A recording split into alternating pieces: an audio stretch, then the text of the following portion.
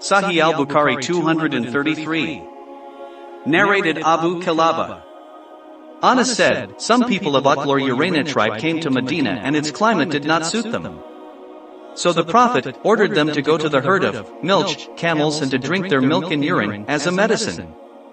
So they went as directed, and after they became healthy, they killed the shepherd of the Prophet and drove away all the camels. The news reached the Prophet early in the morning, and he sent men in their pursuit, and they were captured and brought at noon.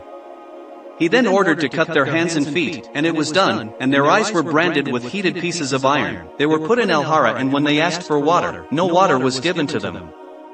Abu Kilaba said, those people committed theft and murder, became infidels after embracing Islam, and fought against Allah and His Apostle. Sahih al-Bukhari 234. Narrated Anas. Prior to the construction of the mosque, the Prophet offered the prayers at sheepfolds.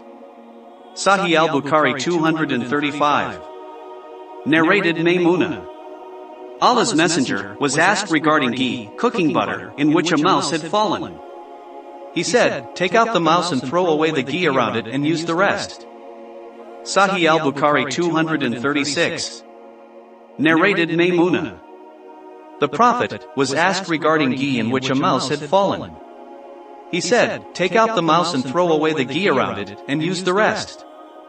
Sahih al-Bukhari 237.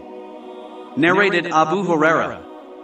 The Prophet said, a wound which a Muslim receives in Allah's cause will appear on the day of resurrection as it was at the time of infliction. Blood will be flowing from the wound, and its color will be that of the blood but will smell like musk. Sahih al-Bukhari 238. Narrated Abu Huraira. Allah's Messenger said, we Muslims are the last people to come in the world, but will be the foremost on the day of resurrection.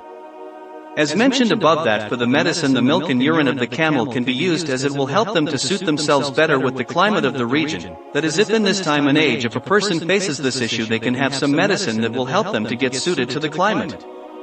We might not like to take urine these days in, but it shows that as a medicine, and only medicine, it can be taken in, but never as luxury to drink it or just for fun. Also, it is shown that the sheep pens/folds are clean, if kept clean, to pray in, as our dear Prophet used to pray in the sheepfolds before masjid was built for praying. And it also shows that the mouse/rat, if they fall into anything like ghee, cooking butter, or any solid material, we can remove the food around that area and can use other regions of food as to be eaten.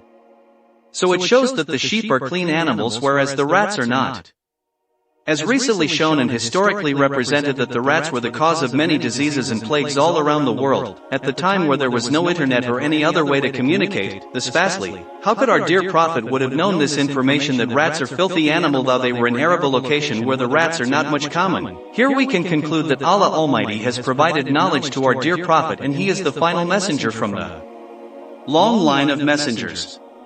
Gift for the Shahada, who die in the name of Allah Almighty, that wherever they will receive the wounds by the people, the blood will be oozing out from those wounds, but the blood will have the fragrance of musk. And isn't that a great gift from Allah Almighty, that our Creator marks the person on the judgment, that this person spent their final moments of their life for Allah Almighty.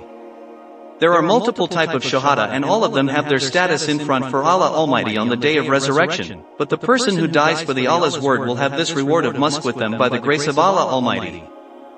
May Allah give us the courage to spend our lives in His path and work for Him, and our best effort to spend our final time in His path.